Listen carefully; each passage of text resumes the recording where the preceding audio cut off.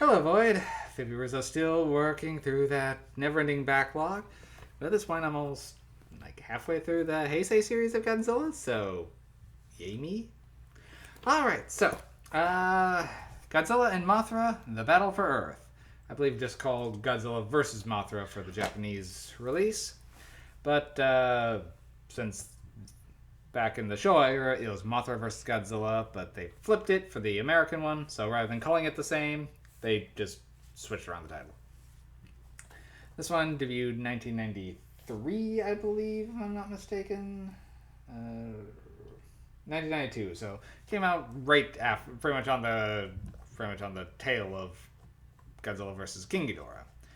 And this one does tone down the campy sci-fi elements that were abundant in the time travel infused Godzilla vs. King Ghidorah. This one goes back to the environmentalist message of Godzilla vs. Hedorah. So, a bunch of earthquakes are going off, and, they reveal a giant eggy.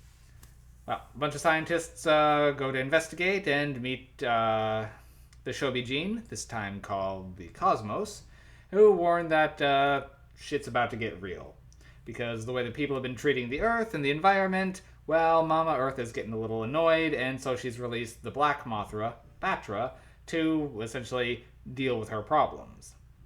The last time the Batra appeared, it was to essentially fight the Mu civilization, who had created a weather controlling device which Mother Nature took offense to. Well, because of all the pollution, Mother Nature is still angry. And throw Godzilla into the mix, who Batra also views as a threat, and well, now we've got a three-way fight here, as Mothra is trying to protect humanity by keeping Batra from just murder-facing everyone, while Godzilla is just doing his thing and trying to rampage and eat radiation. So, you get the larva forms of both of them, you get the winged versions of both of them, and, well, problems abound.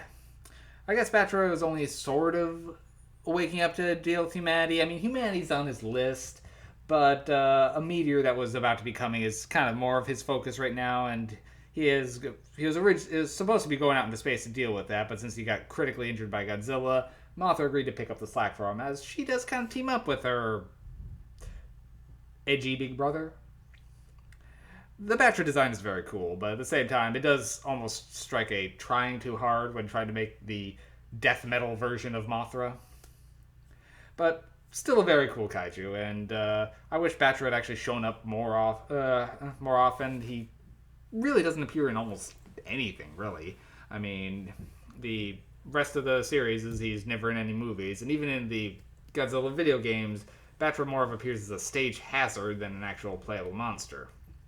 Which is a shame. But yeah, he's otherwise a laser-spewing death god who's out for vengeance. And you can always be kind of down with that. This one, I will say the overall plot line for me was just a little bit more forgettable than some of the other ones.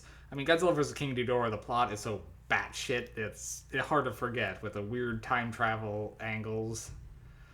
But, the aspects of Godzilla vs. Biollante that's such a unique monster that the plot builds itself around it. But this one, the environmentalist message is really kind of more subdued. It's mostly just running around putting out fires as they come up. So this one is kind of similar to King Ghidorah. It's just going to give it 5 MacGuffins for me. It's not bad by any means, but it really doesn't stand out overall, especially amongst some of the better films of the Heisei series.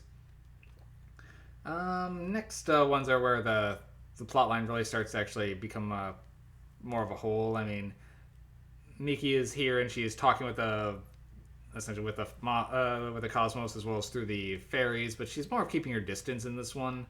It's in the next couple ones where she really jumps up and takes center stage. But we'll get to them when I get to them. All right, all for the second void. See you soon.